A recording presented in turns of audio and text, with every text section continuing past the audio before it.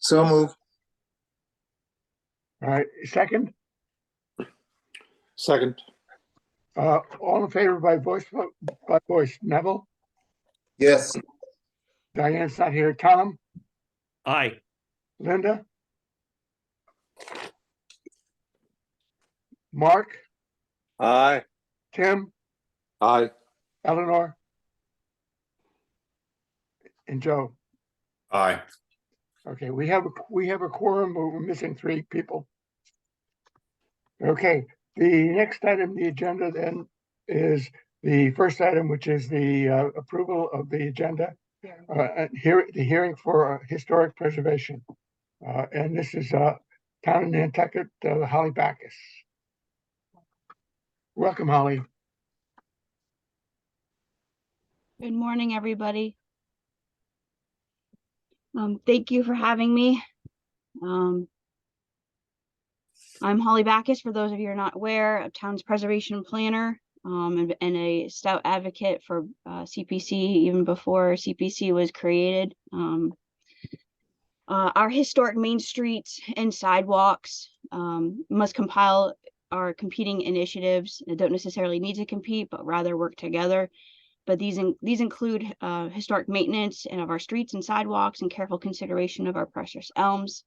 They need to make sure our historic streets and sidewalks are cared for in a historically appropriate way that retains our character defining features while providing accessibility throughout. It's very important for all.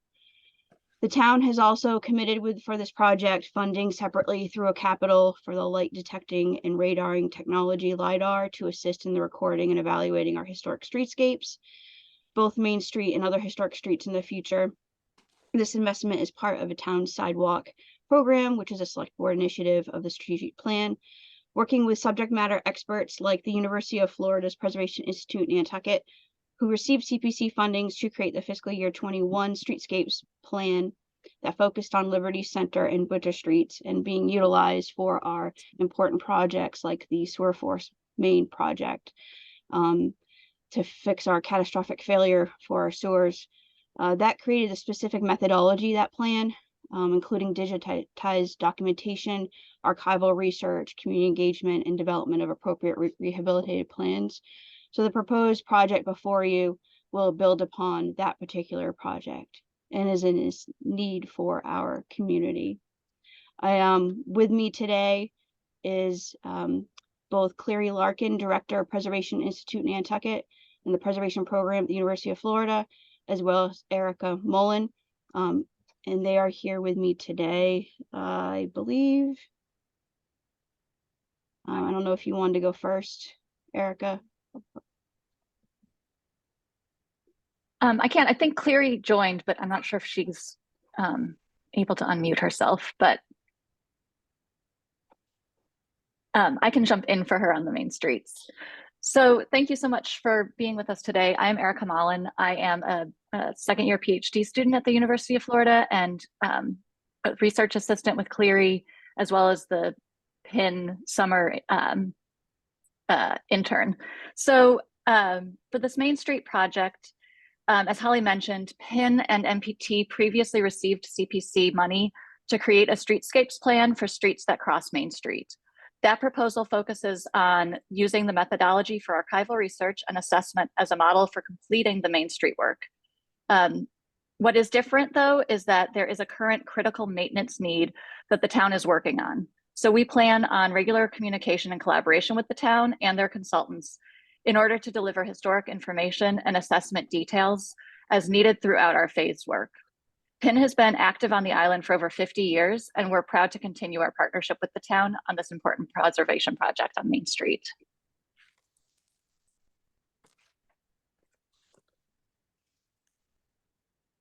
PIN, you're muted if you're.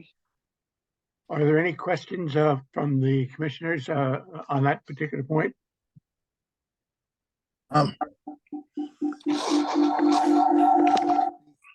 Neville? I just wanted the second speaker's name again, please. The young lady. I'm Erica. Yeah, I'm Erica Mullen. M-O-L-L-O-N, Erica. That's Mullen, correct. M-O-L-L-O-N. Correct. Okay, thank you. Yeah.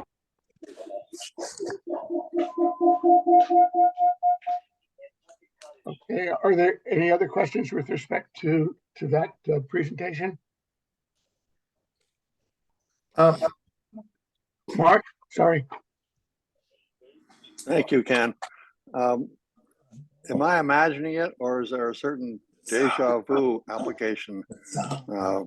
We had one for sidewalks last year for PIN to do a survey of the sidewalks on Main Street, particularly Upper Main. Is this a similar application or different? I guess I'll chime in here. Good morning, Mark. That might be an application that was before you a couple of years ago. But what there was an application, I think during COVID, which was, I think, fiscal year 21, for basically it was a preservation plan. And with that project, they utilized looking at Liberty Street, Winter Street, Gardner Street, which is part of actually the sewer force main area. They were able to do a LiDAR, basically LiDAR plan survey work, as well as documentation, as well as basically finding the what would work for an overall plan. This is more for Main Street. They have not done that. We have not done that in conjunction with the town assessing the sidewalks and the roads themselves. And what PIN brings is, again, that subject matter experts aspect of it, and really documenting, and the town would be bringing that LiDAR scanning technology for it. A few years ago, we did have through the Historical Commission and a couple of other agencies, even including our arborist for the town, and I think a couple of members from the accessibilities committee, looking at the sidewalks and bringing those components together, because it's a combination of obviously accessibility for everyone, as well as retaining our historic character of our sidewalks. So this project would build upon some of the work that PIN has already done for the town. Hope that answers your question. Good morning, Holly and Mark and Ken and everyone. I'm so sorry I had problems connecting and unmuting. This is Clary Larkin. Mark, if I could answer further any more questions about the previous proposal, I'm happy to, but I think this proposal is simpler and works in conjunction with the existing projects that the town is undertaking for maintenance and documentation at the Three Bricks, as well as future projects with Public Works that are scheduled on their calendar. Can I follow up, Ken? Mark, Thank you for that comment. Will the town be coming back with a probably several $100,000 or $1 million request to do the work on the sidewalks in a year or two after the assessment? To CPC? I don't believe Yes. so. Well, I don't believe so. No, unless, again, unless there's some sort of additional preservation work that needs to be done. This is really gonna, work upon what's been done already. There's a lot of archival research that needs to be done.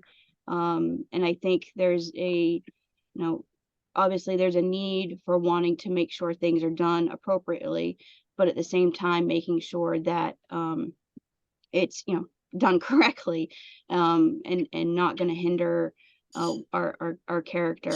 And again, I think it's just, I can't speak for that 100%, but I think anything that would be further would be something that would go through town administration, through capital requests if needed. well, thank you for that. I just, I think the assessment is important and I'm supportive of it. I just want to make sure that you're not going to come back in several years and ask for us to do the town's job, which is maintain the sidewalks. Neville? I have one question. The Three Bricks project, I just want to know, was there a problem as to like why this project can't why you couldn't work this project in with the Three Bricks project? Since in the end, they're gonna come together? I can answer that one, Holly, if you would like me to take that. We started talking about the Main Street Streetscapes assessment probably about 2 years ago during the pandemic, but I believe this summer, really the town was having numerous complaints about the sidewalk and street in front of the Three Bricks. And so from my understanding, the town felt like it had an immediate responsibility to respond to that and get started on the documentation and assessment of that. Now, what this project that we're proposing for CPC funding will do, will add in additional historical research and assessment of significance so that we can aid the town in the decision-making process about retaining historical materials while providing safety and accessibility for pedestrians. So while the town is getting started on the assessment and digital documentation of the Three Bricks, we do plan on immediately working in conjunction with them and providing them whatever information would help them with decision making.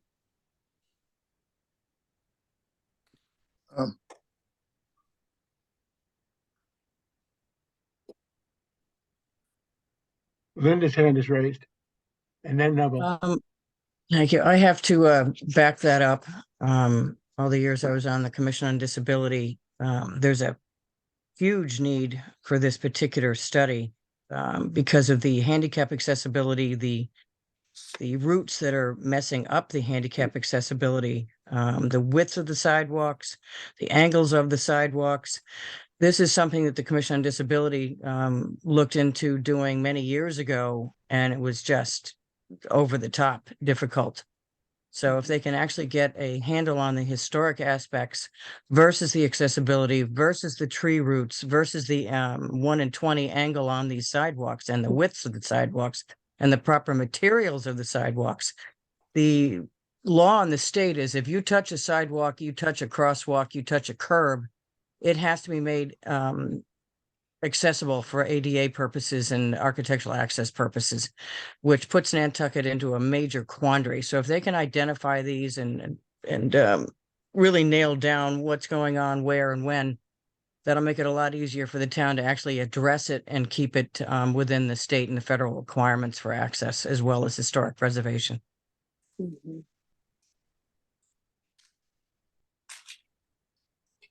Any other questions? Yes, Mr. Chairman, I don't know if the question was already asked. As to like whether or not you went to the town as an organization to for repairing, doing this assessment and repairing the sidewalks. Did you go to the town? Have you been to the town at all to see about this? Since it is the streets of the town, and they are responsible for it because you include they also involve all the historic trees, etc. Thank you, Neville, for that question. Yes, the town.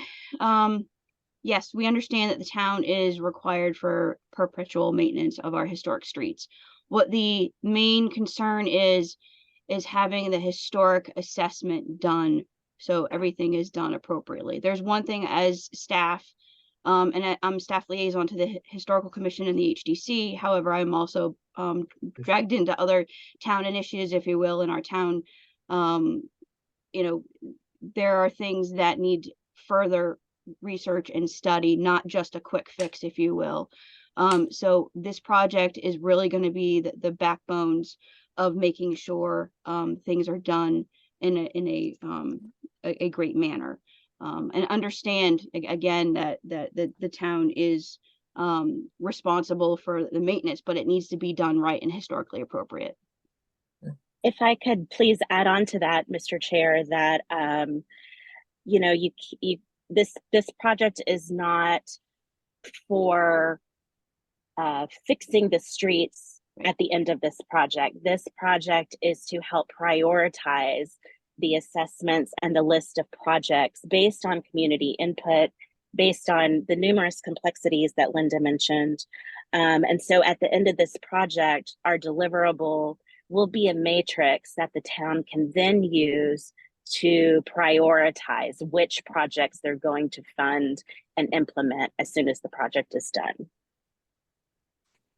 Linda and then Joe.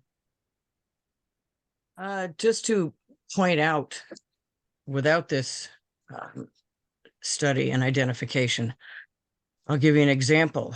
The section of sidewalk from on the upper part of the right-hand side in front of Congdon and Coleman and the former pharmacy and then the remaining pharmacy. Many years ago, the DPW did not, at the time, consider the historic appropriateness of replacing the brick with the appropriate brick.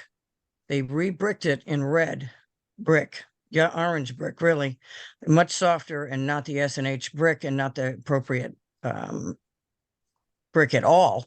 It looked terrible. And the town did do the work, but without this kind of study and without this kind of involvement where the town is actually now investing in the historic aspects of these sidewalks, they completely botched the whole thing.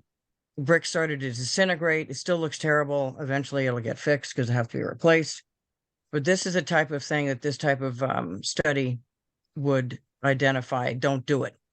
Do it correctly, as well as in front of the bricks, the historic aspects of what's in front of the 3 bricks. This type of thing went on all over town. So it's best to have something that the town is invested in and is a guide for the town to do the proper historic restoration of these sidewalks and crosswalks and curbing. We've seen far too much screw ups because the DPW just went ahead and did it, but now the town is going to be invested in doing it correctly. Joe? Thank you, Mr. Chair. I agree with Linda. She kind of stole what I was going to say, but no, I think the DPW's intentions were justified what they were doing, but I think the wrong material, they just advanced. And I think if Hawley and company can get ahead of this, the town, and get an assessment analysis of what we need to do, I think this is really important to the streetscape, and especially in front of the 3 bricks where it's not brick, it's a unique material. And I think we need to have that documented and, do a LiDAR or whatever we need to do on that. I think this is really important to have a cohesive plan.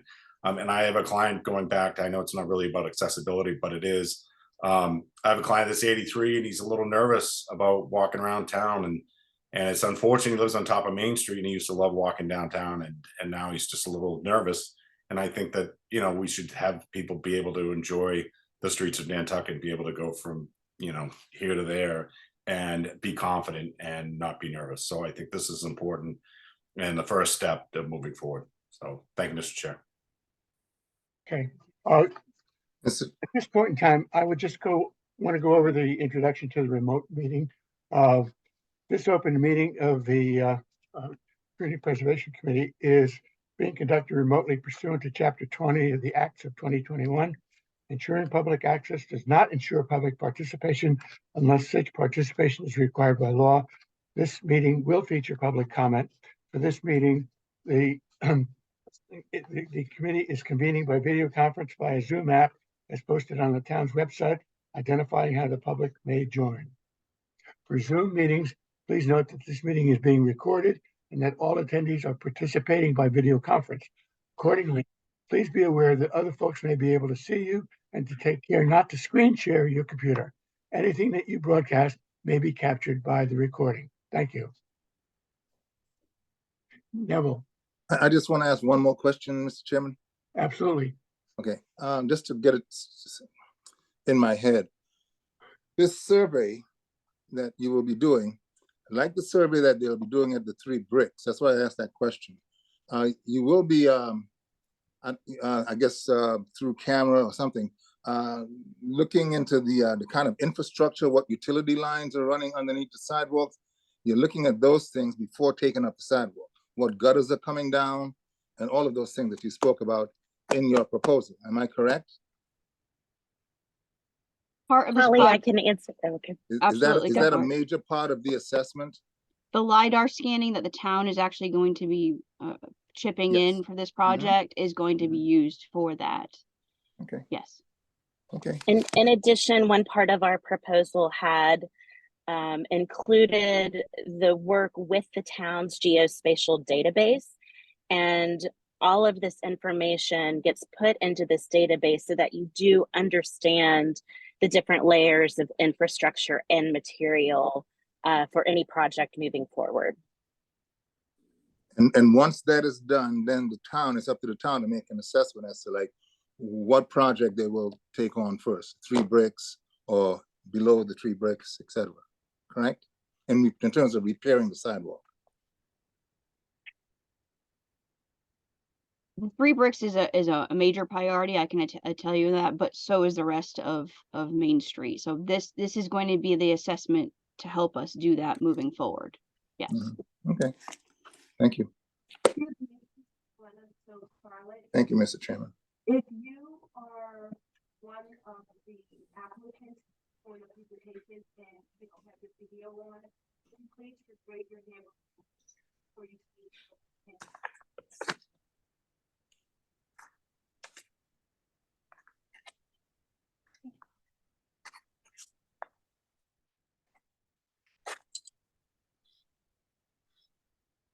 Are there any further questions with respect to this project? If not, we will move on to the next project.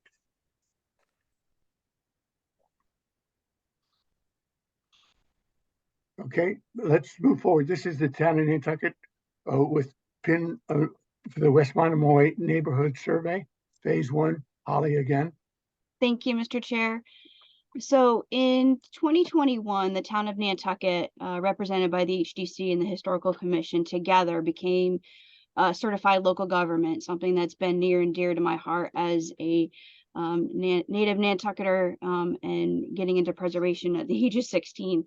And so now we are a certified local government through the National Park Service, where historic preservation policy is a priority of local government. This carries on, obviously, the great work that you all have done as CPC, and that was actually outlined in our application showing the great work that Nantucket has done for preservation. And with the CLG status, we've been able to apply for federal funding to create a historic property survey plan that lays out the entire island for historic and cultural resource survey work. Think of those old 1988, 89 HDC surveys that you have seen over the years. We basically are going to be, and we have started to update those. The survey plan has identified 59 different areas throughout the local and national historic district. And West Monomoy is identified as a top priority neighborhood for this surveying.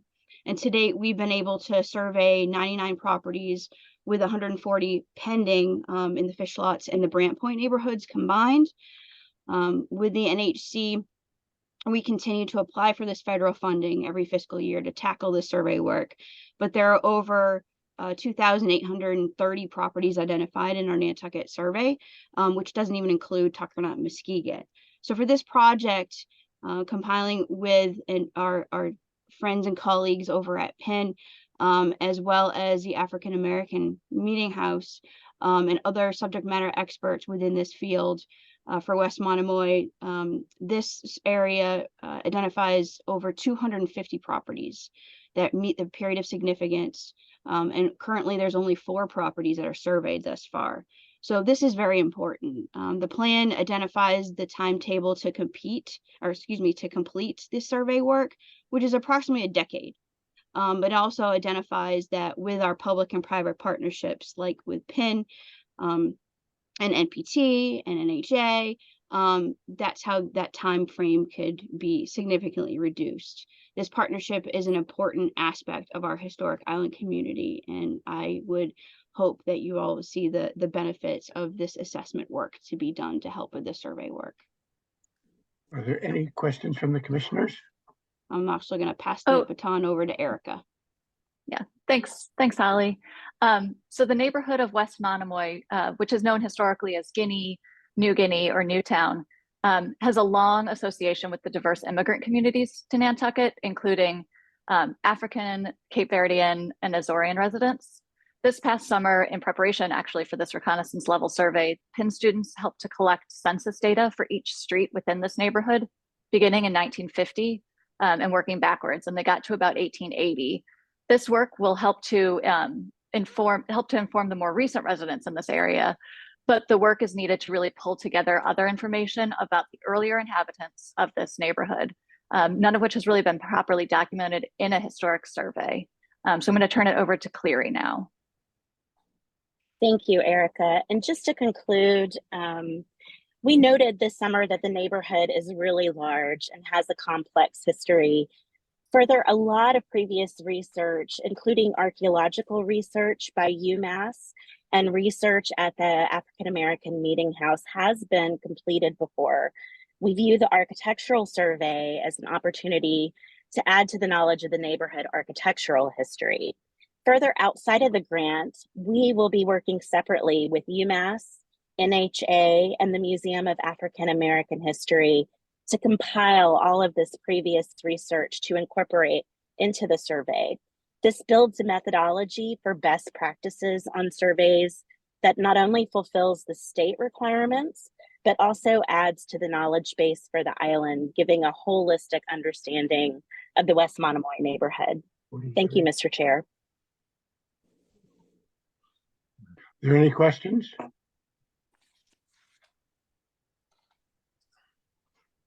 Joe? Yeah, you said you will be, the survey that was done before, like I believe it was UMass, who was, when the Higginbotham house was being worked on, I believe they were looking, they were doing a dig for artifacts. You did call me, Mr. Chairman, did you? It looked as if Joe had his hand up. Oh, I'm sorry, I'm No, Neville, go, you got it, it's all good. Okay. It's all good. They did they were looking for some artifacts like under the in the area of the where the garage is and underneath the meeting house. So you're talking about joining that research with what you are getting ready to do, what you are proposing. Yes, that's right. That's right, Neville.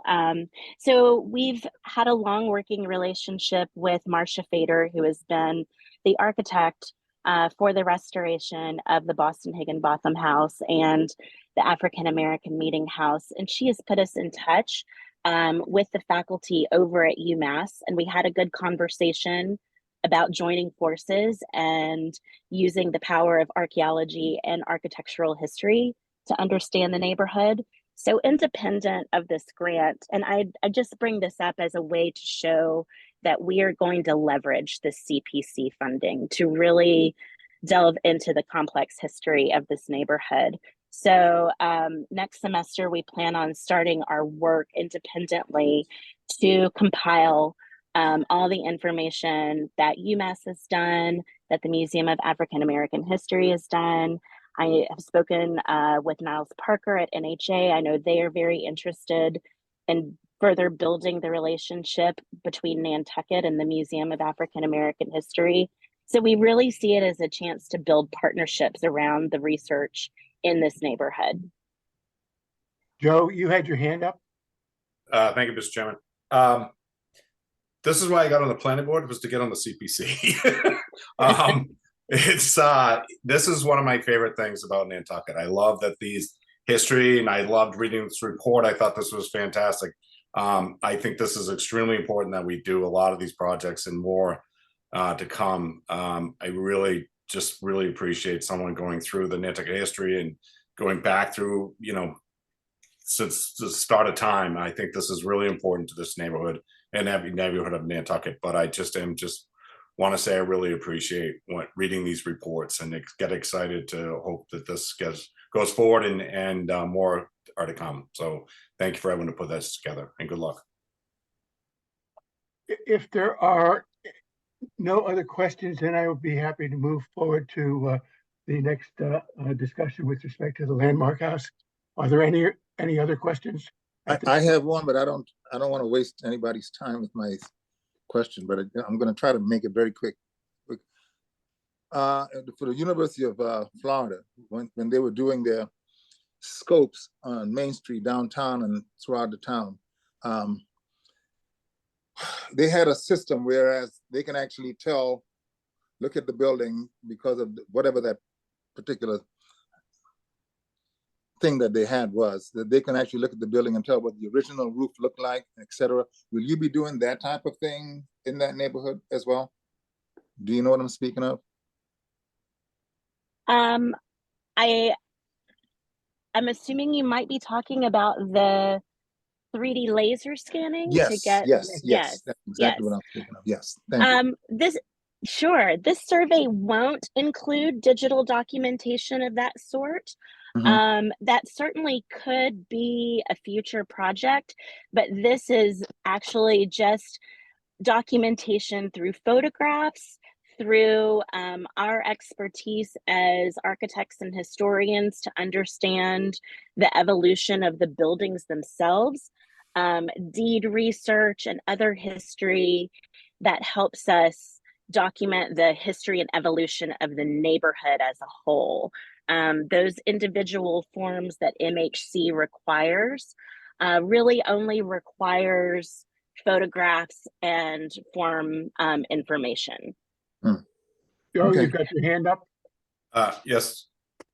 So Neville, one of the things that, through you, Mr. Chair, Neville, one of the things that Holly's been doing is it's a Form B, and I don't know if you've ever seen one, but we've been test driving them in my office because we've been doing historical research, and they are very comprehensive on when the house was renovated and the dates, and it's really amazing. So Holly has been doing a very good job, and we're trying to, if I get a client, I'm trying to bring that project forward with as much information to kind of help them get jump started or get as much information on a project in town. So yeah, there's a lot of moving parts going on, but I think this is a different lane, but it's just as important. So thank you. Thank you. Linda, your hand's up. I just wanted to point out, so I'd also on research, and this has been an area, other than the Higgins, this has been an area that has been largely ignored as far as documentation is concerned, and it played a huge part in Nantucket's history. All the laundries are over there. I mean, a lot of the service elements are over there. It was all by people from foreign lands. A lot of them came from harpooners that stayed here. So there is a huge lack of information and documentation of this whole area. And it's about time that something was paid to it and not just Main Street where all the tourists go. It has to be maintained, and history has to be documented of this area. It's just as important as anything else on Nantucket. Mr. Chair. Holly, your hand's up.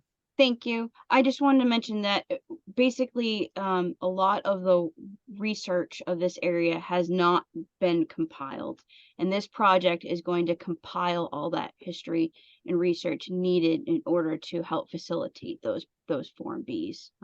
Again, Nantucket, as we all know, has a lot of complex and interesting history, and a lot of it has been undocumented, and we want to make sure it's all represented and documented moving forward. Any further questions on this? Then thank you very much. Next would be the Landmark House. Thank you, Holly. Good morning. Good morning. I'm Jordan Sharman. I'm the Executive Director at the Landmark House, and we're grateful to be here today. And we've had a changing of the guard with our president of the board. So I'm here with Jenna Brettschneider, and she will discuss our application, but we don't expect CPC funds, but we're really greatly thankful when we're considered for them. And this application is for a new elevator for our building. We are very low income housing for 62 and older. And I will hand over to Gina. Good morning. Yes, as Jody said, I'm very new to this position, so please forgive me. What we are looking for your assistance in getting a new elevator for our building. We have an estimate of the cost that we received from Associated Elevator. They have informed us that the life expectancy of our elevator is 25 years. Our elevator is currently 37 years old. We feel that this is a very important project for our building. Our elders are on 3 floors, and it's the most immediate and accessible access for them to be able to get out of their apartments into other parts of the building, as well as to get out to do their shopping or go to the doctor. We are, as Georgie said, it's subsidized. We have 26 apartments for seniors and disabled. And we feel that this is a very, we'd like this to be considered as a very important project. We have benefited from the CPC in previous years. We've had our roof replaced, we've had our windows replaced, we've had exterior staircases worked on, which we are greatly appreciative of. And so we're hoping that this year an interior project would be able to assist the elders and continue to give them a safe environment to live in. Thank you. Joe, you've got your hand up. Thank you, Mr. Chair. Denny, you did a great job. I just want to say that this elevator, if you've ever been in the building, this is a lifeline for, you know, someone with a disability or aging, just to be able to get, you know, to and fro and from the car. And I visited several friends in there, and it is extremely important to this structure. And I think that we should strongly consider this application. So thank you, Mr. Chair. Yeah. Linda, you've had your hand up. The only question on this one, and we've done a lot of work on the Landmark House over time for people who are new to the CPC. We've done the windows. I believe we did trim of some other renovations. The building originated out on Pulpus Road as the Alms House, which was where the poor went when they couldn't afford to survive on their own, and they moved that structure in, so it is an historic structure. My question only on this one, should it be under historic preservation as the windows and the trim and the roof were, or should this be under for the housing part of this? Because we're allowed to do handicap accessibility under any of these, on any of the 3 categories. So I was just curious as to, is this appropriately, it's in the interior as opposed to the exterior, which is what we've been concentrating on with that building. Is this something that should be under affordable housing or historic preservation, since it's the first thing we've done inside the building? I don't know if anybody had an answer to that.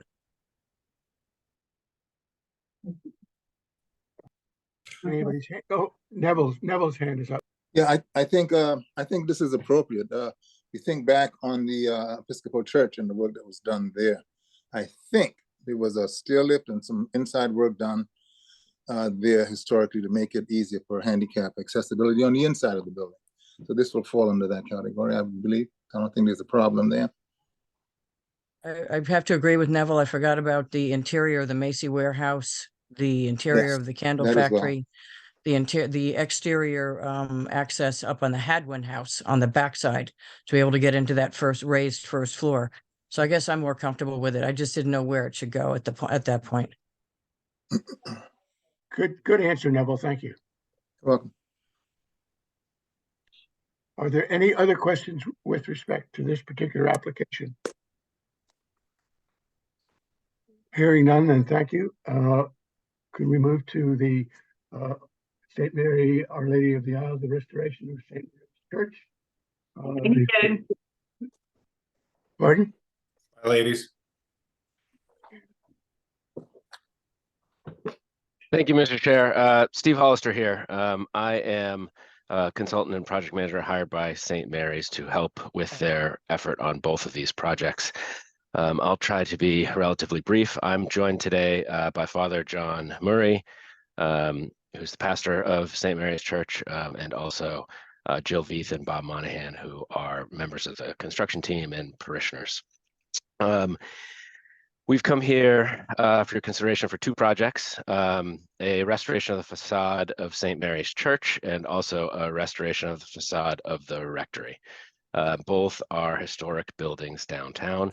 The church was built in the late 1800s, and we are looking to do a few things there. Return the balustrade to white as it was historically, refinish the doors, which I believe were originally installed with help of the CPC committee a number of years ago. And also do some work to the foundation. We're going to strip the foundation paint and replace that with a paint that will allow the brick masonry to breathe in order to preserve that foundation better than of late. Over at the rectory was built in 1800. It was originally a whaling captain home and sort of right on the edge of the fish lot and sort of the historic downtown. And so that project is a restoration of the facade. A number of years ago, the church itself took an important step in preserving that building by replacing the slate mansard roof. And that's made a world of difference. Overall, the facade's in okay shape, but it needs a fair amount of attention in order to keep it that way. The church has been a good steward of the building so far, and they're hoping for some assistance from the CPC funding in order to continue to do so going forward. I think it's important to say that in both instances, the requests are subsets of sort of larger projects. And those larger projects are being largely funded by the church itself. And so the request in both instances has been limited to the historic exterior of each structure. And notably in the instance of the rectory, as for instance, the church is proposing that it pay for the things that aren't that are necessary for the exterior restoration, but aren't specific to the restoration itself. So big numbers like scaffolding, general labor, dumpster, cleanup, those are things that the church will absorb itself. But the sort of the fine carpentry, the paint stripping, the paint replacement, the replacement of the degraded millwork, those are the things that we are requesting funding for. And so I'll defer now to Father John. Good morning, and thank you all for considering us and allowing us to be a part of this. I've been here at the parish now for 2 years and have been delighted to be part of the Nantucket community and serving the Catholic population, but also coming to know many of the people on the island who are not of the Catholic population. It's a great community to be a part of. I've come to also understand the significance of our buildings downtown. The church in particular, the thousands of people that walk by that or stop in, not only in the summer, but throughout the year. It's become, certainly over the years, a very important landmark, but also a place of consolation for people, Catholic and not Catholic alike. So I think seeing a church downtown like St. Mary's is something that would bring continued hope and light to our town, and certainly in a day and a time when we need signs of hope and light. The rectory where I live on Orange Street, right next to the Nantucket Bank. I'm not the most astute. I don't have the most astute, keen eye for things that need to be done of a carpentry or construction based. So this is why I'm so grateful to have people assisting me with this, but also knowing the people that walk by here, the residents where I live, and walk in here and want to be given, again, hope and consolation and certainly a little bit of a boost to their spiritual lives. But seeing the outside and knowing now, obviously, the obvious things that need to be done. And knowing again the historical significance. In the dining room of the rectory, I'm told that we have two portraits. We have the portraits of the original owners of the home. I don't know their names, but I see them in the dining room. In fact, I'm looking at one of them right now, and it's nice to be a part of something that is not just here in the 21st century. To see that we belong to something bigger as part of the community of Nantucket. So I thank you for offering even just your consideration of helping with this project. And I will, if there are any questions, I will certainly defer to Steve, and or if I can answer them, I'll certainly do my best. But thank you very much. Thank you, Father. I happen to know that it was Captain James Easton was the person who originally built the house in 1800. Are there any other questions from the commissioners? Joe?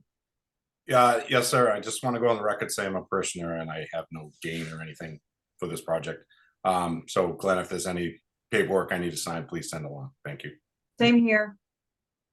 Glenna, if you need me to sign any paperwork as a parishioner. Tim and then Linda.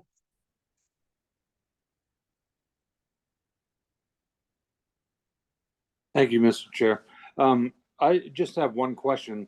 I appreciate the project and in support of, I wanted to ask if you could put a priority on the two projects. Many times we have more projects that are very worthy, but we don't have enough dollars to fund everything. And so I was curious if you could kind of give us your impression of priority. Thanks. I wouldn't want to speak for the church necessarily, but I would say that the rectory probably is in need of more immediate attention in order to preserve what is relatively ornate and historic millwork. Linda? Again, for newer members, I'm not a member of St. Mary's. I go to a lot of services there, but I'm Congo Church.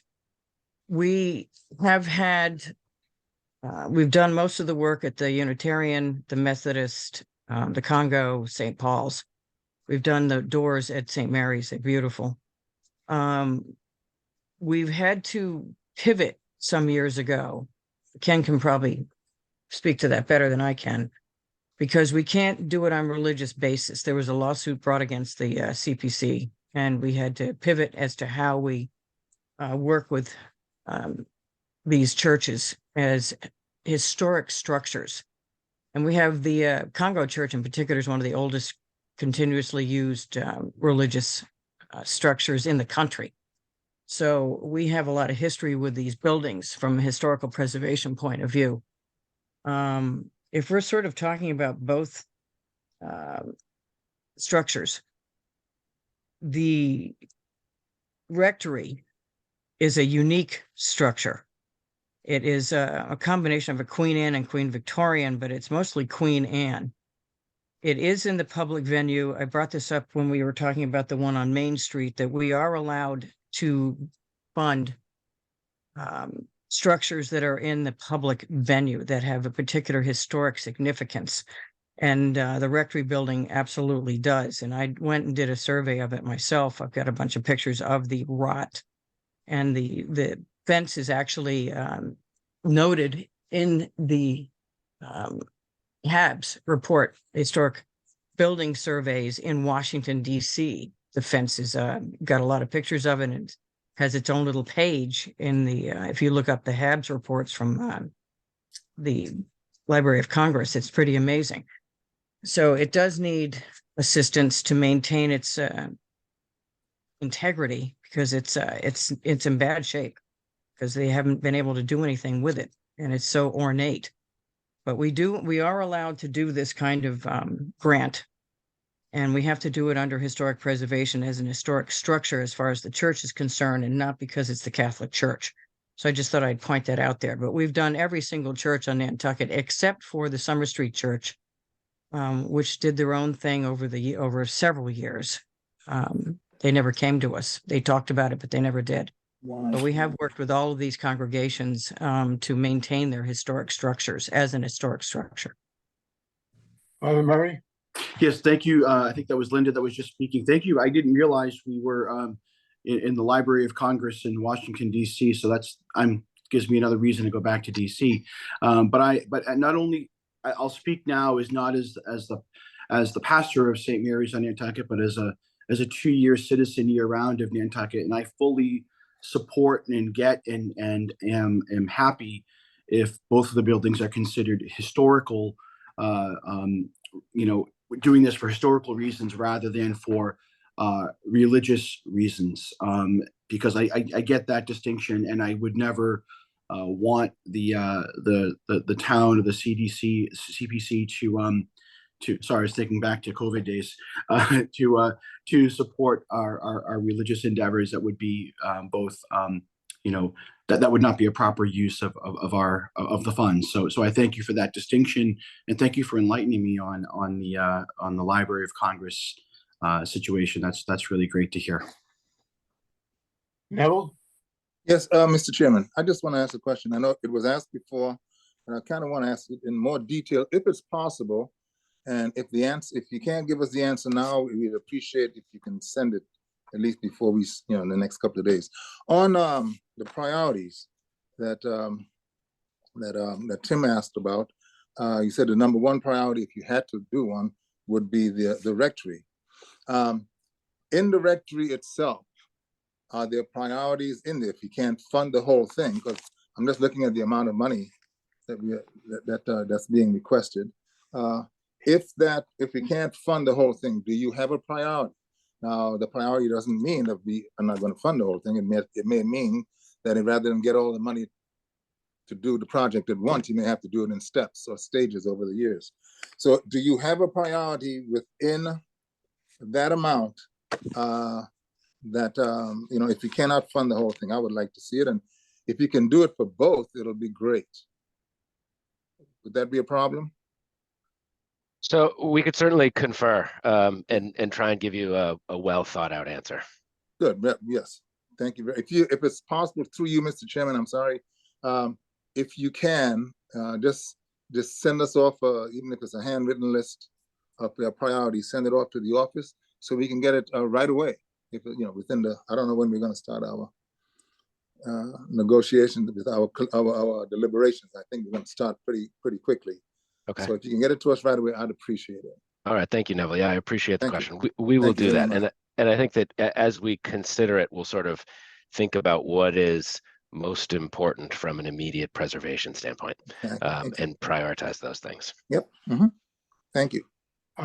Steve, would you please email it to Glenna? Sure. Absolutely. That way it can be circulated, and we have one consistent, everyone getting the same information at the same time. Okay. Oops. Are there any other questions with respect to the two St. Mary's applications? Hearing none, and thank you very much. Next is the Nantucket Historical Association, Niles, with respect to the candle factory. And then, good morning, and thank you, Mr. Chair. And we'll do. You have two of them. We'll do them in order. First, the candle factory, and then the second one is the old mill. Okay. Thank you, Mr. Chair. Good morning, everyone. My name is Niles Parker. I'm Executive Director at the Nantucket Historical Association. And with me is Ed Rudd, our Director of Facilities. Thank you very much for your consideration. I'm looking through all these applications and for your past support for several of our projects. I just wanted to respond that our current project with the Research Library on Fair Street is going really well. About 99% completed. We hope to be reopening that early in 2024. And again, I'm very grateful for that support. Today, we're talking about two proposals. We'll start with the candle factory, as was just suggested. Probably one of the most iconic historic, I guess both are pretty iconic historic structures on the island. The candle factory, built in 1847, immediately after the Great Fire, in an attempt to revive the candle making business of Hadwin and Barney and keep the whaling industry moving forward, has been a part of the NHA since about 1930, when it opened as the Whaling Museum, and it has been the Whaling Museum since that time. We've had to do quite a bit of work on the facility in those intervening years with the expansion of the museum, as well as other work some of which has been funded by the CPC in the past. It's a really exposed building and has to deal with a great deal of water penetration, wind, salt, and so forth. And it has been repaired multiple times over the years. And some of that is why we're here today. The candle factory building itself has been patched and repaired in the mortar joints numerous times. And that's some of the areas that we're trying to fix now. This past summer, we hosted a series of historic preservation interns from the University of Pennsylvania as part of a new initiative we're doing to try to get a better handle on our historic properties and particularly what's happening to them due to climate change and rising humidity and temperatures and sea level and groundwater levels. And as the students really dove deep into the candle factory building, they increasingly became alarmed this summer and began to identify a series of cracks along that north wall, and really did quite a bit of research and investigation into that wall. And by the end of the summer, we were in a position where we realized that something had to be done. And so we brought on Glenn Bornasian, who I believe is joining the call now, whose firm is doing the work on the research library, as well as several engineers to take a look at the wall as well. And all were in agreement that we need to address that wall. The mortar has been failing, the bricks are failing, it's been patched with Portland cement in some places over its time, has been redesigned to add 2 additional windows and a thinner withe of brick on the top gable of that wall, all of which lead to structural degradation and something that we need to address. So we've been developing a plan on how we need to do that, and it's something that our board and our entire organization is really beginning to think hard about timelines and when this happens. It's a significant project that we hadn't been looking at least to this extent previously, and something that we're trying to pivot quickly on and come up with a plan for how we can make those necessary repairs and prioritize historic preservation of this iconic property at its front. Anything you want to add? I think we got it. Thank you. Any questions from the commissioners?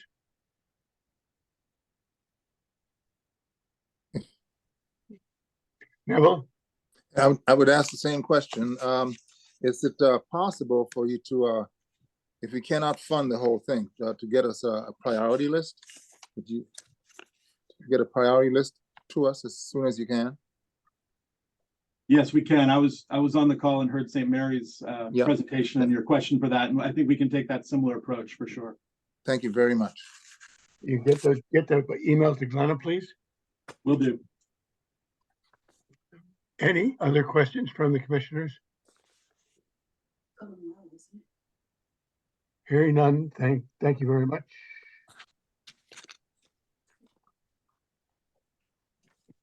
The next presentation is from the South Church Preservation Fund. Christine? Mr. Chair, I just didn't know if we wanted to chat about the mill. I didn't have a chance to. You had asked me to do the mill. Oh, sorry. Yes, please. Yes. My bad. Nope, not at all. The windmill is the other application, as was mentioned. Again, an iconic historic property. The NHA was built in 1746. The NHA acquired it in 1897. It is considered to be the oldest continually operating windmill in the country. We have not had to do any significant restoration on that property for a little over 30 years now. And it is getting to the point where we do. In fact, if we want to keep it operational, we know from work that we did there this summer, this work needs to be done. There are issues going on with the gearing, with the wheel inside, as well as some concerns about water penetration, the way the wheel goes around on the track. And then lastly, something that we feel is really important, that building, if you've been in that building, you can quickly imagine why it's not accessible to many or to all people.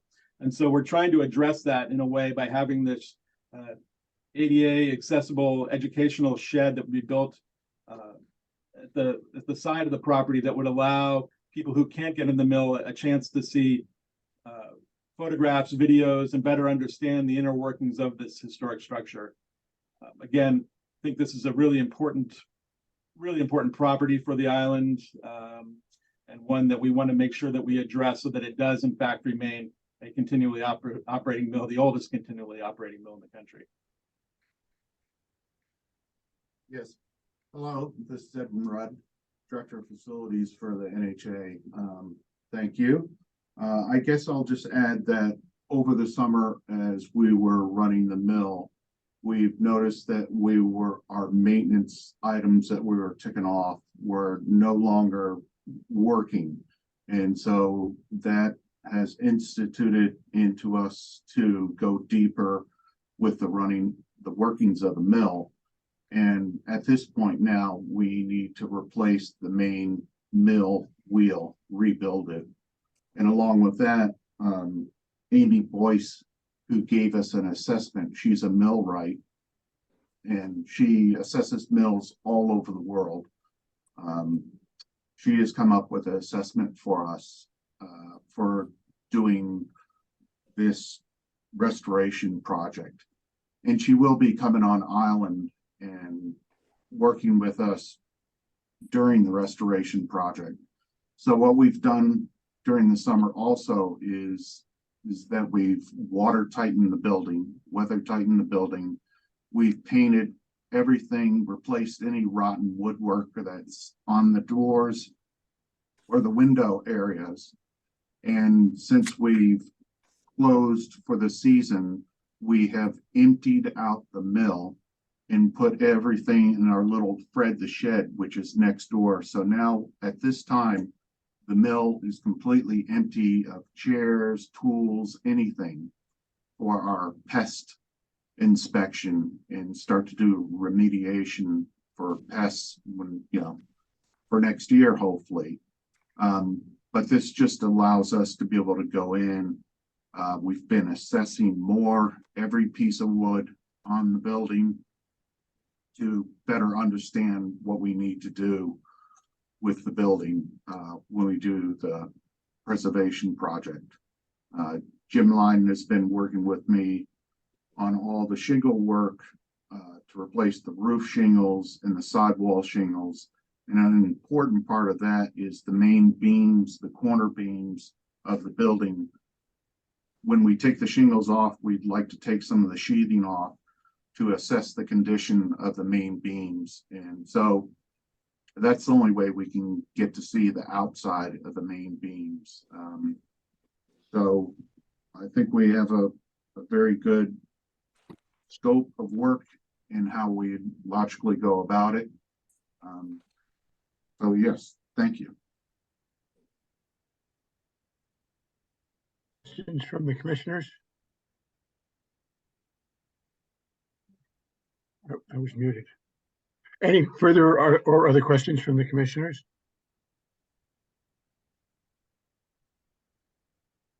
Okay. Mr. Chair, just one question. I guess when you guys open up take off the sheathing, will you be doing an inspection and measurements and photographs, etc.? Or okay. Yes, absolutely. And we have Sam Myers of Yard Guard, who has a really good pest control service now, and he would be right there on the spot with us, and we'd be determining like if there's any damage, what damage, how high would we need to go up.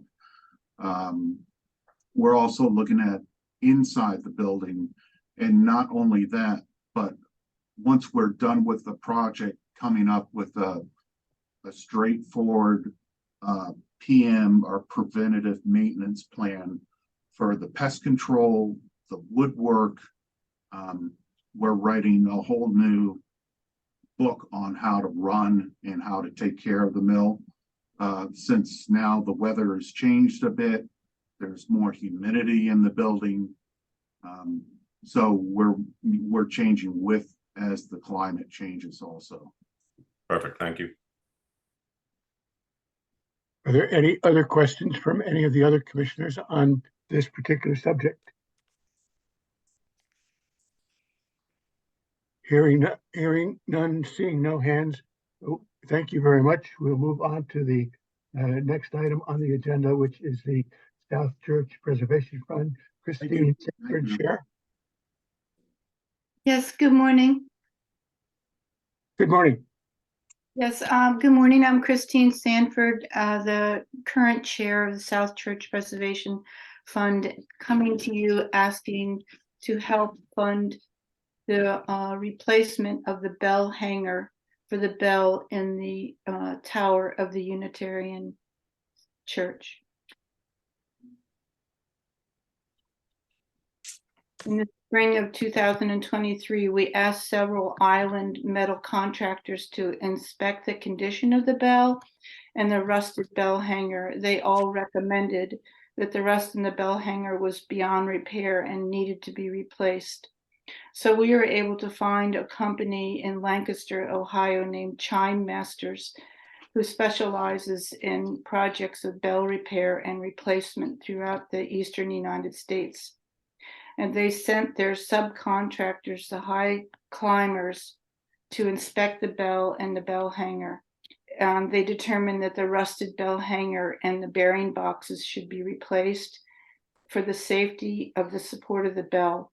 And they also recommended that we condition the wheel. So we would propose to hire them to do this, and we are asking you if you would fund the project. The project will cost $55,000.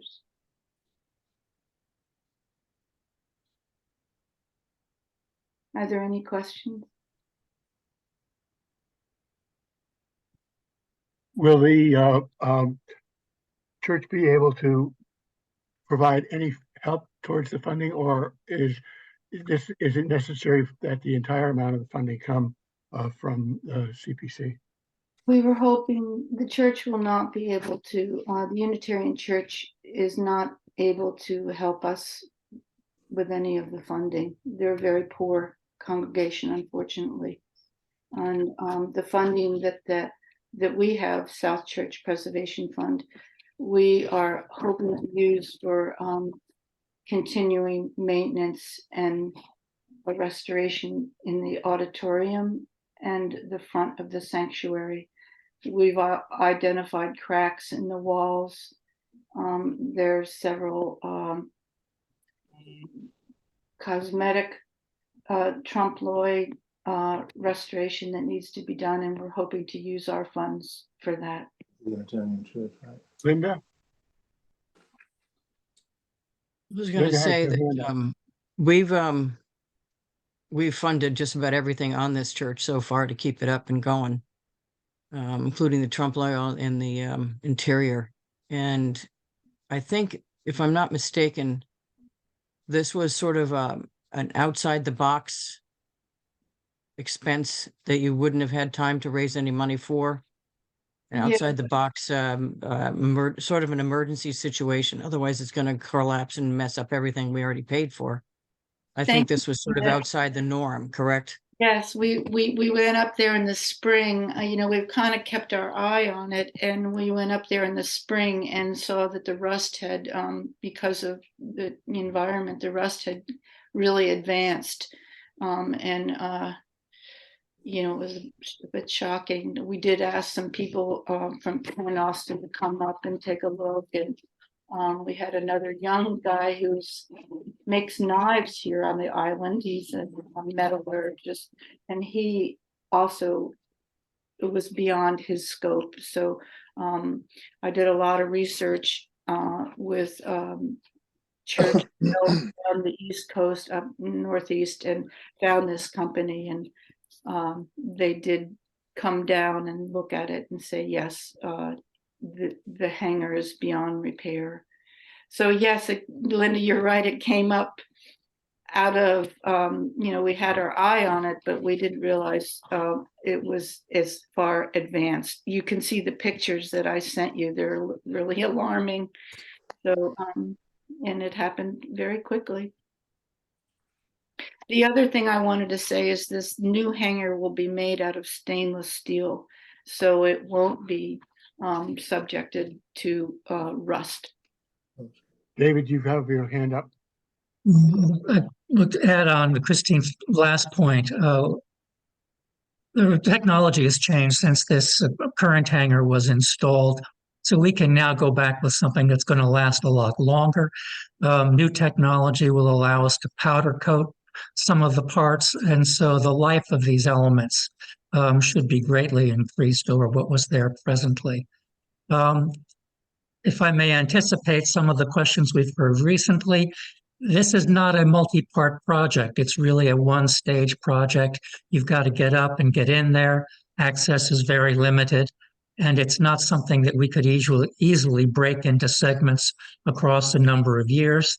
And besides that, there's a certain urgency to addressing this problem, given the state of the corrosion. Thank you. Joe? Thank you, Mr. Chairman. Just to kind of piggyback on the Historical Commission and Edward Rudd saying there's a change in humidity and they're trying to keep ahead of that. I think that could be the other problem of why they all of a sudden have seen such an accelerated degradation of this bell. So I think this is really important that we kind of really focus on this and see if we can help them. So that may be one of the issues of why all of a sudden it's changed dramatically and quickly. So just want to throw that in there. Thank you. Thank you. Any other questions or comments at this point in time on this project? Hearing none, then thank you very much, Christine. Thank you. The next item is the move to affordable housing, and it's the Interfaith Council, the Nantucket Rental Assistance Program. Janice? Good morning, everyone. Can you hear me okay? Yes. Yep. I am the executive director for Nantucket Food, Fuel, and Rental Assistance, of which the Rental Assistance Program is a major program. I recognize many of you on the screen this morning. You've heard me give presentations before. I think many of you know in detail what our program does and how we do it. For the newer members, in a nutshell, we provide short-term rental assistance for folks facing a financial difficulty and illness, maybe insufficient income, and might be forced to lose their housing without our help. You have been extremely generous in helping us in the past. I have given you statistics in the presentation. I can't go over them, but I do think if you saw them, they speak for themselves. Very briefly, last fiscal year, which was just ending in June 30th for our fiscal year 23, we assisted 99 households with $388,000 worth of rental assistance. The one point we are requesting an increase this year, and I would like to explain why we are doing that. Of that $388,000, which we spent last fiscal year, when we came before you last year, we were not fully aware that we would be receiving about $121,000 in leftover COVID funding, which was given to us, and $121,000 of that was used to pay for that $388,000 of assistance. During that same year, our funding from you was $275,000, and we are dwindling down to that being fully used. When I send in the October invoice, we will be down to about $20,000 remaining, and we will immediately go into the $315,000 that you have given us for this fiscal year. And we are also planning about a 410 or 420 expenditure. So I think you can see the percentage of what you would be funding versus what we'll be using other funding for. We do know that the COVID funding is over. So in looking at fiscal year 25, which is what we are talking about, I've made that increased request anticipating we've been going at about a 9% increase each year. And that would be consistent with the 360 increase, not having the COVID funding and expecting an increase to about $440,000 of what we'll be paying in rental assistance. So that is why the increase. Of course, we would be extremely grateful for anything you're able to give us. We have not made any major changes to the plan, to our methodology. Other than we have made a slight increase in the maximum benefit amount, given inflation, given what we're seeing. And that's the only change we're making to the program. Otherwise, the program is what it is. I think you all know what it is. I think you all know what we do, and I'd be happy to answer any questions. Linda, you had your hands up. All the years we've been funding this program, you've always used up all of it, correct? Forget the pandemic money. You've always used up all of it. There's never been anything left as you carry over to the following year, correct? We may carry some over. As I said a moment ago, this year we'll be carrying over about 20,000, of which that will be gone by December, and we will start with the new funding. We do cash accounting, and you're a repayment to us, so we put the money up front and you give it back to us. So sometimes in looking at the numbers, it looks like we may not be using it, but we may not be getting paid back, particularly at the end of the fiscal year, the beginning of the fiscal year, and it shows up in the next fiscal year reporting. So we are always extremely close to what you give us, and we're able to do that because you are our major funder, but we do have other funding that we can use to keep us going. I know you get some funding from contract review, but in general, over the years, I mean, way back you were running out of money in March, but you don't foresee the need for these funds to dwindle any as opposed to increase. I think we will live with what we are asking for. I cannot predict another COVID. I cannot predict some major issue that happens that will force us to expend more money than we have. But if, based on the knowledge I have today, based on what I see our percentage increases are, both in what we spend and what we request and what we get, I think this is a reasonable request. My point is that you don't foresee the need for funding to decrease because housing is only going to get more difficult. No. As I think I said last year, we do see the effects of the affordable housing programs that are occurring in the island. And what we see in that is people actually moving out of substandard housing, out of rooms into apartments. But when they get there, even the cost of affordable housing, the rates of rent are going up. And when they get there, given the nature of the people we service, they're fine until something hits. Illness is, injury, they move from employment to Social Security. They still need help. And I don't see that going away until we totally solve the affordable housing issue on the island. So that's the Tom, best. you have your hand up.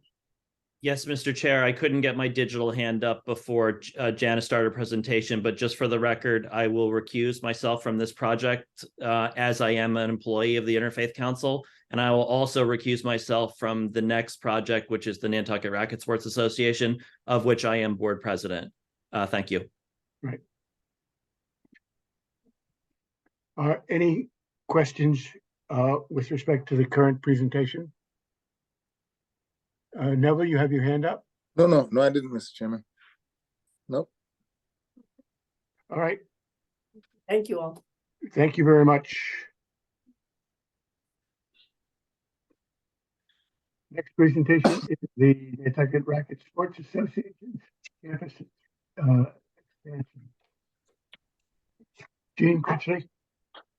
Good morning, all. I'm Jean Critchley. I'm the Vice President of the Board of the Nantucket Racket Association, and are here to talk about our request. The scope of the project is to continue working with the Land Bank on the next phase of the development of our facilities. We intend to offer tennis, platform tennis, padel, and pickleball for island residents and visitors. Our mission from the inception was to be a welcoming place for all players at all levels. And in line with the Community Preservation Act that talks about that. And then, as you already know from our last presentation, probably that 2020 to 2023 has demonstrated the undeniable need for affordable access to racquet facilities for all members of our island community. This means a focus on including year-round and seasonal players, diverse ages and backgrounds, and our purpose is to continue to be inclusive, family-friendly venue that remains affordable and accessible. You have the information in front of you, but just to summarize, we're looking to continue our project and build 2 more paddle tennis courts, 4 pickleball courts, 2 padel courts, 3 tennis courts, and then a lot of the structures that go around to make the facilities accessible to people wanting to play. That's parking, fencing, and all of those things that are involved in that. I think. And we'd be appreciative of whatever you were able to support us with. And we're only in the middle of this project because of your previous support, which we are very grateful for. Thank you. I just wanted to confirm, we gave you almost the same amount of money last year, right? Mm-hmm. Okay, any other questions with respect to this particular project? Tim? Thank you, Mr. Chair. I guess I would ask on this kind of the same, Gene, question we asked some of the other applicants. If we weren't able to fund the project in total, if you could break the project into pieces and let us know which is most important to you, that would be helpful for us. Okay. I personally can't do that, but we can get back to you with that as the board that put this together. I'm sort of the spokesperson, but I wouldn't want to be the one who made that decision. I know I would say the start of it is the pickleball courts, because that is the overwhelmingly popular sport at the time, and it's part of what's driven our membership from 130 people to 500, and with people wanting to join. And then I would imagine that pickleball courts, tennis courts, and then the structures around it would sort of be the order of things. Can you get that by email to sent directly to Glenna? Yes. Thank you. Any other questions of the? Yeah, I just have one quick question. That's all. Gene, do you charge you have a membership fee, or you charge a fee for using the courts? There's 2 possibilities. You can play as a member, which is about $1 a day for a year-long membership, or you can play as a guest, and that is a court fee. So 4 people playing, it comes to about $10 a person. Unfortunately, right now, the Land Bank has had us restrict adding any membership because of the fact that we haven't been able to expand at the speed that we were originally hoping to do. So we have a lot of people playing as guests who would be members as soon as we open up membership. So that's access. And and we also have previously have had scholarship options for year-round members, and also families. If you have kids playing, teenagers, anybody under 18 is free. And to you, Mr. Chairman, what is the membership fee? That's 360. Okay. Any other questions from the commissioners? Hearing none, thank you very much. Thank you. Next is the application is the Linda Loring Foundation. Sarah Boyce. Hi, thank you. First, just checking you guys can hear me. Okay. Yep. Yes. Thanks. I'm Sarah Boyce. I'm the Director of Research and Education here at the Linda Loring Nature Foundation. I am presenting on our work. It's one of our bigger projects that we've undertaken, where we are increasing open space on our property by restoring a previously developed upland area back to a sandplain grassland habitat that's going to be open to the public. And we're also restoring the riparian edge of the pond edge of the north head of Long Pond. So if you're not familiar with us, we have 275 acres. That's around the north head of Long Pond. A portion of our property is currently closed to the public because we have some dilapidated structures that are unsafe and are off limits to the public, basically. And we've been working to remedy that in a way that will allow us to open this space back up to the public. And so the funding that we're requesting is partial support for this project. We've already engaged Wilkinson Ecological as contractors. We've worked with them before, and we've already covered the initial ecological designs. And so the funding would be sort of the next steps of the restoration process for replanting and regrading the area. We are also, we are at Linda Loring are covering the structure removal and any of the other, aside from building structures, additional kind of structures that you can see pictures of in the in our application. We hope to use this as a educational tool for restoring areas with climate resiliency in mind as we restore the pond edge habitat.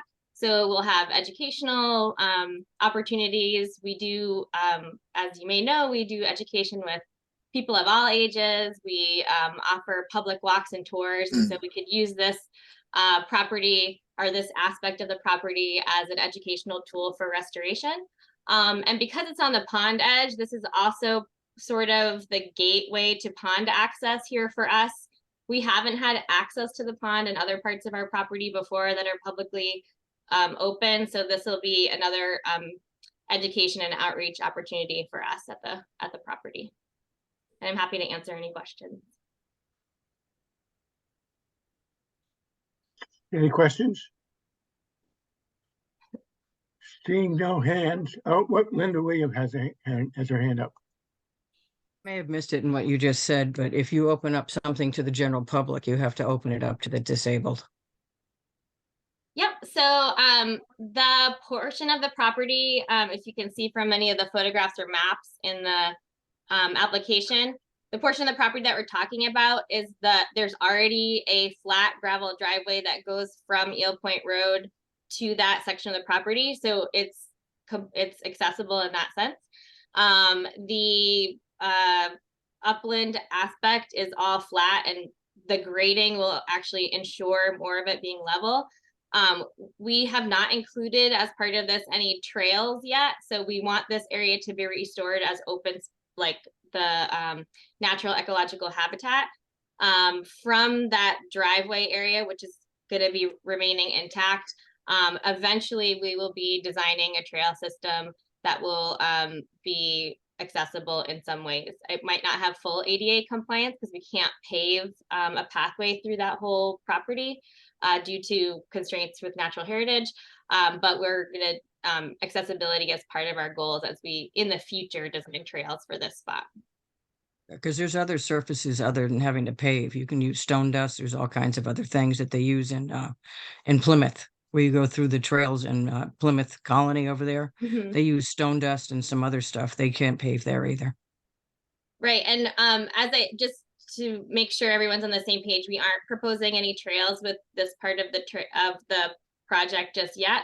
This is really about removing the structures because right now it's actually unsafe for for people just to kind of publicly go there. There's some old decking that is unstable, so people step on it, you know, people could fall through. The structures on there have caved in roofs and parts of the floors are falling in. So the first step is to remove that to create a safe space for people to be able to go there at all, and then return that developed area back to natural habitat, increasing the open space because this is a part of the open space request.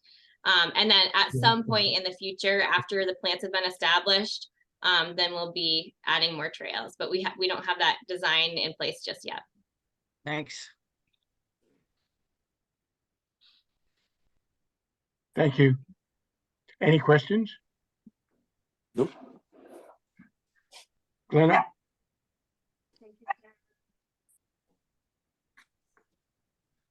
Thank you, Sarah.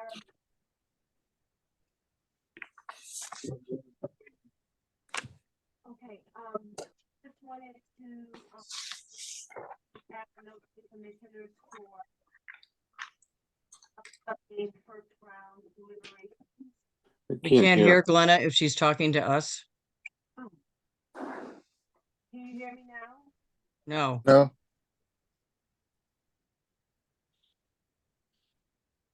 How is that? no. No. You might have to trade places with Ken. Yeah. All right, hang on. Hold on.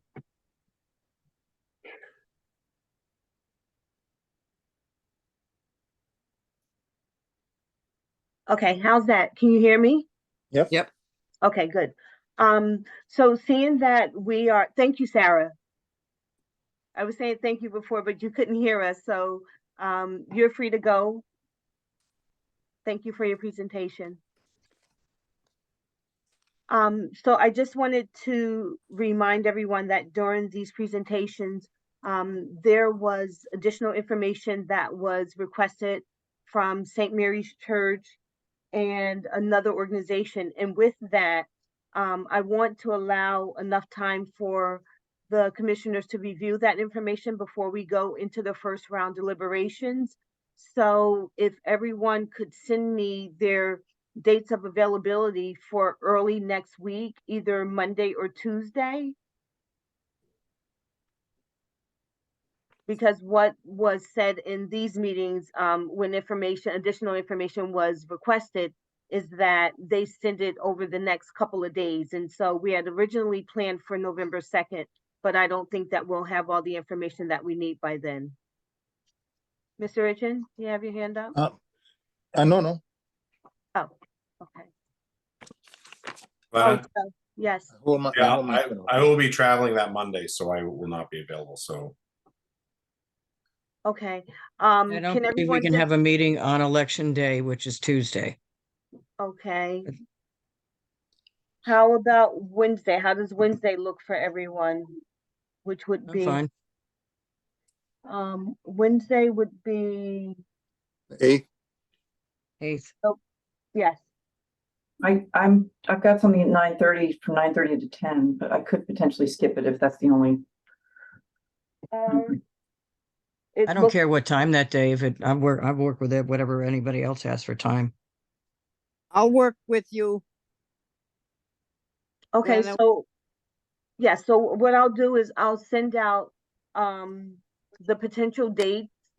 And if everyone could just respond to me and let me know if they'll be able to attend, we can, get that scheduled. Okay, sounds good. All right, I'm gonna turn it That's back. fine unless we can do it now by roll call for the 8th. Okay, well, let me turn it back over to the chair for that.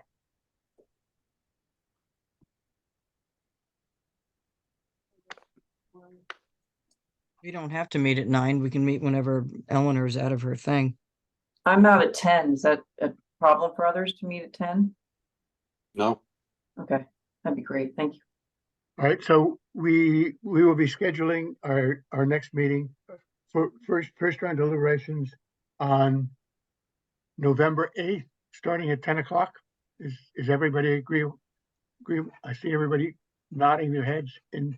You gonna do a roll call on that? Okay. You don't have to.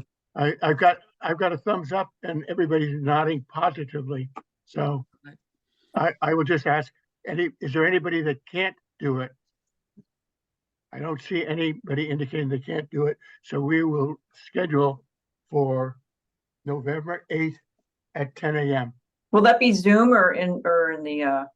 It'll be Zoom. Okay.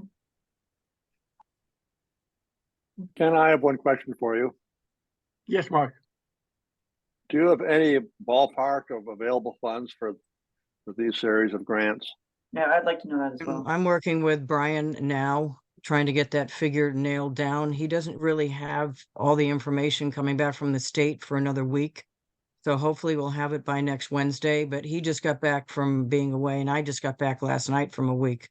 So we're gonna touch base this week and see if he's got any more of a nailed down amount, except for what's coming back from the state, which usually is next week. So I should have some idea by next Wednesday.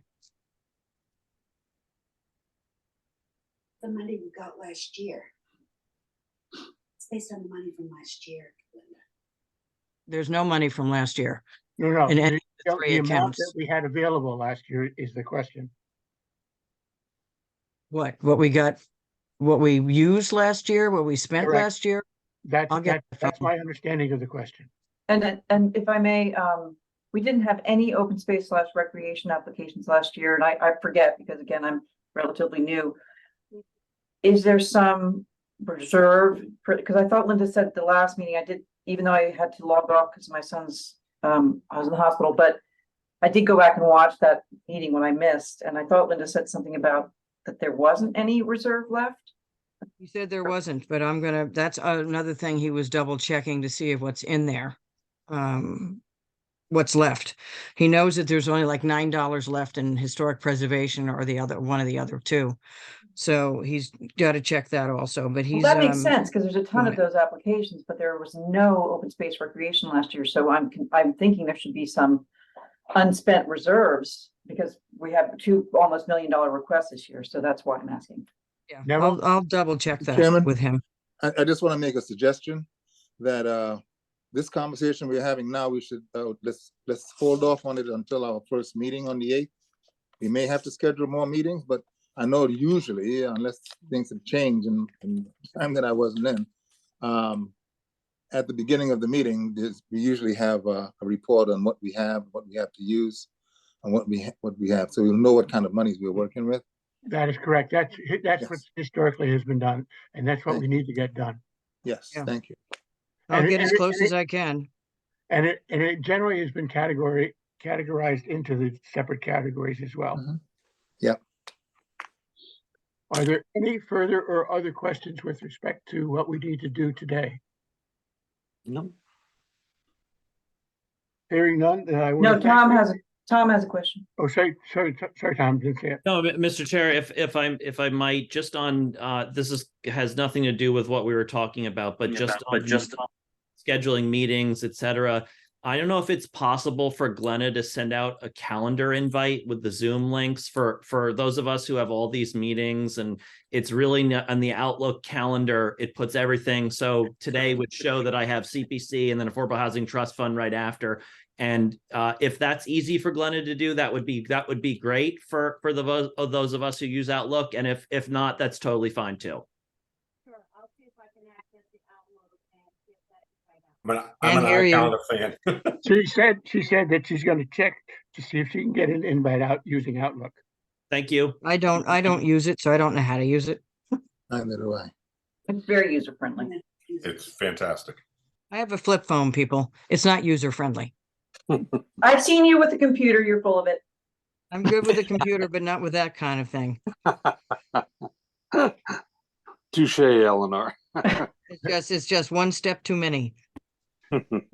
I do not see any further or other comments from the group. If not, I would entertain a motion to adjourn. So move. Just a second. Second. All those in favor, signal by raising your right hand. No, you got to do it by roll call. You have to legally. Okay, all those in favor. Neville, Aye. Mark, Aye. Joe, Aye. Tim, Aye. Eleanor, Aye. Tom, Aye. Linda, Aye. and the chair votes aye. Okay, thank you. Thank you. Thank See you. you. in a week. Everyone, see you on the See you next week. That we get back to See you you. at town meeting, everybody.